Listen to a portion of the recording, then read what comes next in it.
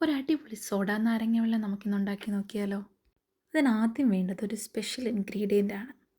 നമുക്കൊരു പാൻ വെച്ച് അതിലേക്ക് പഞ്ചസാര ലായനി ഉണ്ടാക്കിയെടുക്കാം. അതിലേക്ക് 1-2 ഇഞ്ചിയും 2-3 കാന്താരി മുളകും ഇട്ട് തിളപ്പിച്ച് ഈ ഒരു പരുവത്തിലാക്കി നമുക്ക് എടുത്ത് വെക്കാം. ഇനി ഇതിൻ്റെ ചൂടാറുന്ന വരെ നമുക്കൊന്ന് വെയിറ്റ് ചെയ്യാം. അപ്പോഴേക്കും നമുക്ക് നാരങ്ങ കട്ട് ചെയ്ത് തുടങ്ങാം. ഞാനിവിടെ എടുത്തിരിക്കുന്ന 2 ഫുൾ നാരങ്ങയാണ്.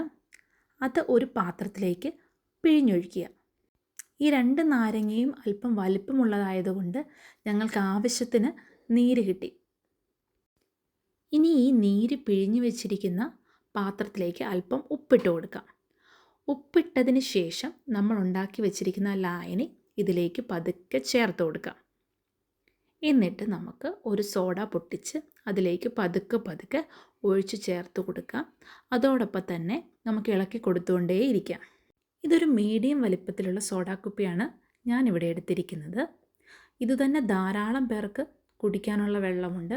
ഏകദേശം 8-10 ഗ്ലാസ് വെള്ളം ഇതിൽ തന്നെ നമുക്ക് ഒപ്പിച്ചെടുക്കാവുന്നതാണ്. ഇനി എക്സ്ട്രാ മധുരമൊന്നും ചേർക്കേണ്ട. നമുക്കൊരു ഗ്ലാസ്സിലൊഴിച്ച് നമുക്ക് ആവശ്യാനുസരണം കുടിക്കാം. അപ്പോൾ ഇത്രയേ ഉള്ളൂ. അപ്പോൾ എല്ലാവരും ഒന്ന് ട്രൈ ചെയ്ത് നോക്കുക. ഇതൊരു വെറൈറ്റി റെസിപ്പിയാണ്. എന്നിട്ട് ഫീഡ്ബാക്കും കൂടെ അറിയിക്കുക.